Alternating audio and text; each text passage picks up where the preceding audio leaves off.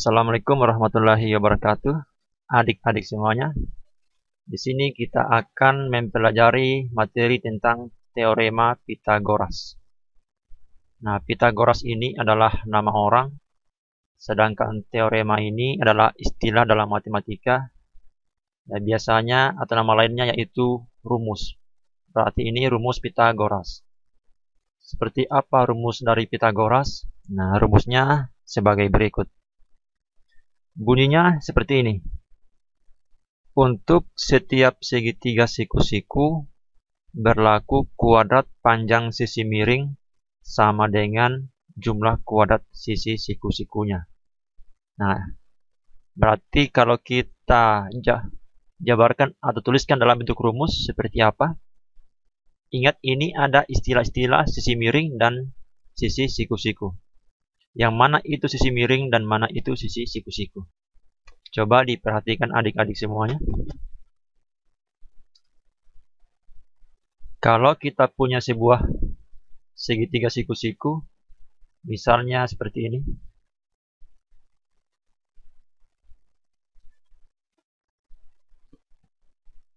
Nah, ini segitiga siku-siku. Sisi miringnya itu sisi yang di depannya sudut siku-siku. Berarti inilah namanya yang dinamakan sisi miring. Berarti sisi yang lainnya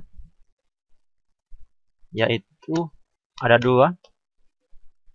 Yang ini dengan yang ini namanya sisi siku-siku. Sisi siku-siku. Nah, seperti itu ya.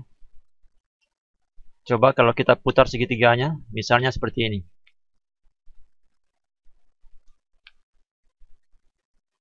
Nah, ini segitiga siku-siku. Dan siku-sikunya di sini. Maka yang mana yang dinamakan sisi miring? Sisi miringnya yaitu sisi yang di depannya sudut siku-siku. Berarti yang ini. Nah, jadi walaupun diputar bagaimana, adik-adik bisa tahu yang mana sisi miring dan yang mana sisi siku-sikunya. Berarti sisi miring yang ini. Sisi miring. Berarti yang dua ini dinamakan sisi siku-siku. Sisi siku-siku. Oke. Ya, saya harap adik-adik bisa membedakan mana sisi miring, mana sisi siku-siku. Nah, sekarang kita kembali pada bunyi dari teorema Pythagoras. Oke, saya akan hapus di sini.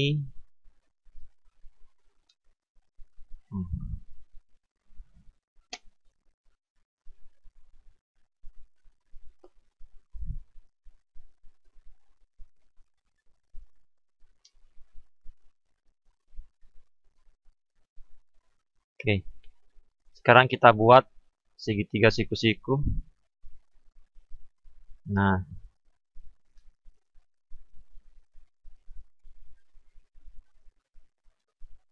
katakanlah A, B, C. Dan siku-sikunya di C. Misalnya ini panjangnya A, panjangnya B kecil, dan panjangnya C kecil. Berarti sisi miringnya yaitu panjang AB atau C kecil ini. Bunyi dari teorema Pythagoras yaitu kuadrat dari sisi miring. Berarti sisi miringnya kan AB. Berarti kuadrat dari AB ini sama dengan jumlah kuadrat. Ingat, beda antara kuadrat jumlah dengan jumlah kuadrat. Kalau jumlah kuadrat berarti jumlah dari kuadrat. Kan begitu. Jumlah dari kuadrat sisi siku-sikunya. Sisi siku-sikunya yaitu AC dan BC. AC dan BC. Tapi kan jumlah kuadrat. Berarti di sini AC kuadrat tambah BC kuadrat. Nah, itulah rumus dari teorema Pitagoras kalau kita jabarkan dalam bentuk rumus. Nah, ini atau kalau kita tuliskan yang sederhana berarti sisi miringnya kan panjangnya C kecil. Berarti C kecil ini sama dengan jumlah kuadrat dari sisi siku-sikunya. Berarti AC kuadrat berarti A kecil. A kecil ditambah ya B kecil. Itu BC. Nah, inilah rumus dari teorema Pitagoras. Nah, ini untuk mencari sisi miring. Bagaimana seandainya yang ditanyakan adalah yang bukan sisi miring, tetapi melainkan sisi siku-sikunya. Misalnya kita ingin tahu rumus dari AC seperti apa. Berarti AC saya pangkatkan 2. Nah, di sini memakai kurangnya. Mana yang diperkurangkan? Sisi miring dikurangi sisi siku-siku yang lain. Berarti sisi miringnya kan AB. Tapi saya kuadratkan. AB kuadrat dikurangi sisi siku-siku yang lain. Berarti AC-nya itu yang ditanyakan berarti BC. Nah, berarti untuk mencari BC kuadrat ini sama dengan sisi miring lagi yaitu AB dikurangi sisi siku-siku yang lain. Berarti AC kuadrat. Nah, ini ya. Sebenarnya satu rumus saja yang kita hafal, yang ini bisa kita pakai untuk mendapatkan rumus yang lain. Jadi, rumus sisi miringnya seperti ini kita bisa gunakan untuk mendapatkan rumus sisi siku-sikunya. Berarti yang ini kalau kita tuliskan AC kecil ini, AC ini berarti A kecil sama dengan C dikurangi B kuadrat. Berarti ini B kecil sama dengan apa ini? Sisi miring dikurangi sisi siku-siku yang lain. Yang memakai tambah hanya untuk mencari sisi miringnya. Sedangkan yang memakai kurang yaitu untuk mencari sisi siku-sikunya. Yang diperkurangkan apa? Sisi miring dikurangi sisi siku-siku yang lain. Oke, dipahami ya? Oke, lanjut. Nah, mungkin ini masih dalam bentuk C kuadrat. Tapi kalau kita ingin mencari C saja tanpa kuadrat bagaimana? Nah, kalau untuk mencari C tanpa kuadrat seperti ini. Oke, misalnya ini ya. Ini saya teruskan di sini saja. Nah, berarti C tanpa kuadrat yaitu akar 2 dari ini. A kuadrat tambah B kuadrat. Berarti yang ini A sama dengan akar 2 dari C kuadrat dikurangi B kuadrat. Berarti ini B tanpa kuadrat yaitu B sama dengan akar 2 dari C kuadrat dikurangi A kuadrat. Nah, inilah rumus-rumus teorema Pitagoras. Sebenarnya asalnya dari sini saja. Nah, dari sini ya. Oke, mungkin ada bagusnya kalau kita gunakan rumus ini dalam bentuk contoh seperti apa. Nah, oh ya, hampir lupa. Di sini kan ada istilah sisi miring. Sisi miring ini kadang-kadang ada istilah lainnya, yaitu hipotenusa ya. Hipotenusa. Jadi kalau adik-adik mendengar istilah hipotenusa, sama saja dengan sisi miring. Oke, coba kita lihat contohnya seperti apa. Nah, misalnya ini. Tentukan panjang sisi AC pada setiap bangun berikut. Nah, berarti untuk bagian I1 ini kita jawab dulu.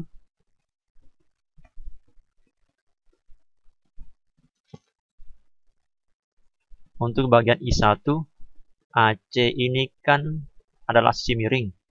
Berarti untuk mencari sisi miring, berarti AC saya pangkatkan 2, itu menggunakan jumlah kuadrat dari sisi siku-siku yang lain. AB tambah BC. Tapi kuadratkan. Oke. Nah, AB-nya berapa? AB-nya 5. Saya kuadratkan. BC-nya berapa? 12. Saya kuadratkan. Hasilnya 25 tambah 12 kali 12, 144. Berarti 169.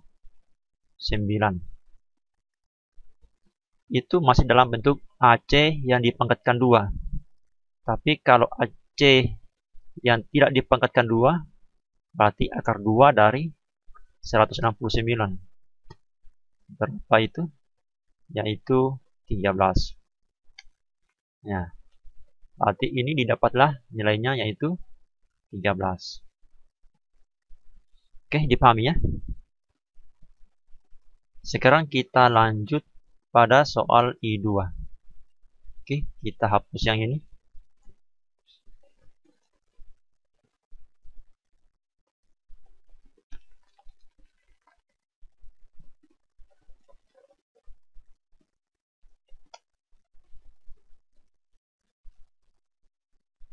Nah,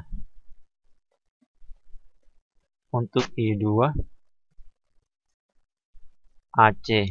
Berarti ini AC bukan lagi sisi miring, tapi sisi siku-siku. Bagaimana caranya tadi untuk mencari sisi siku-siku? Berarti sisi miring, yaitu BC-nya. BC sekarang adalah sisi miring ya. BC dikurangi sisi siku-siku yang lain. AB. Tapi semuanya dalam bentuk kuadrat. Nah, kuadrat. BC-nya berapa ini? BC-nya 26. Kuadrat dikurangi AB-nya 10 kuadrat. 26 saya pangkatkan 2, berapa itu? 26 kali 26 itu hasilnya adalah 676. Ini 100. 576. Tapi ini masih dalam bentuk AC pangkat 2. Seperti AC tanpa pangkat 2 yaitu 5 akar 2 dari 576. Berapa itu? Berapa dikali berapa sehingga menghasilkan 576, yaitu 24. Oke. Berarti di sini 24. Nah, sekarang kita lanjut pada I3.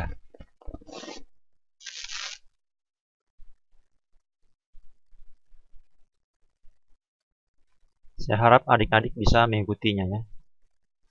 Dan ini tidak terlalu sulit untuk diikuti karena hanya hitungan biasa. Untuk I3 yang ditanyakan adalah AC, berarti ini. Untuk mendapatkan AC yang ini berarti BC kuadrat ditambah AB kuadrat. Tapi AB ini kita belum tahu. Olehnya itu kita harus cari dulu berapa AB-nya ya. Berarti yang kita perhatikan dulu segitiga ABD. Nah, ini dulu yang harus kita perhatikan. Segitiga ABD.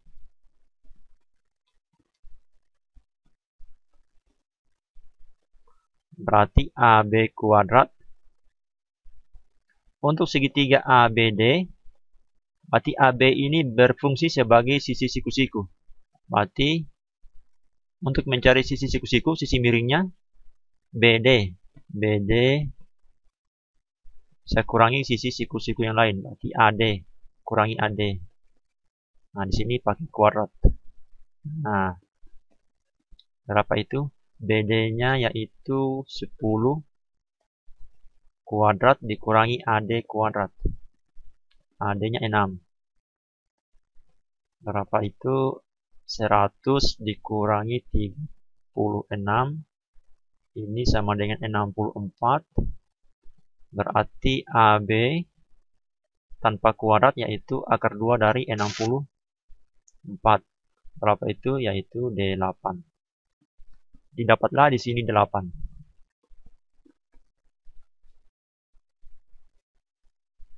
Oke, D8. Nah, sekarang karena AB sudah didapat yaitu D8, AC-nya kita bisa tahu. AC-nya ini berfungsi sebagai sisi miring untuk segitiga ABC. Berarti AC kuadrat sama dengan AB tambah BC. Tapi dikuadratkan. AB tambah BC kuadrat. AB-nya berapa? Yaitu 8. 8 kuadrat tambah BC-nya 15. 15 kuadrat. Ini 8 kali 8 64 tambah 15 dikali 15. Berapa itu? Ya, 125. 125 atau 225?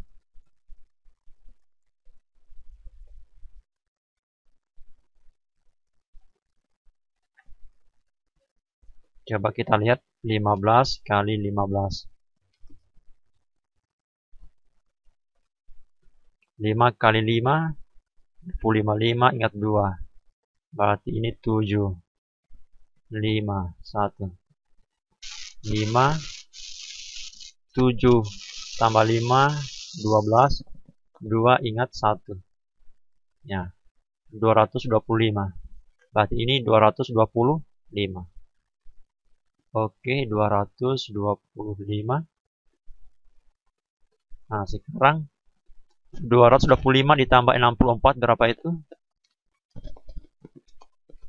289.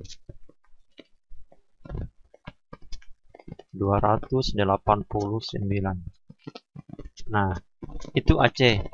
Sementara yang ditanyakan adalah AC tanpa kuadrat. Berarti AC sama dengan akar 2 dari 289. Berapa dikali berapa sehingga hasilnya 289? Yaitu 17. Betul ya, 17. Coba kita lihat. 17 kali 17. 7 kali 7, 49. 41. 47. 982. Oke, benar ya? 17. Jadi ternyata ini jawabannya adalah 17 AC-nya.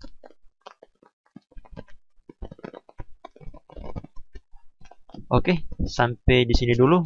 Nanti kita akan lanjutkan pembahasan berikutnya, kelanjutan dari materi ini.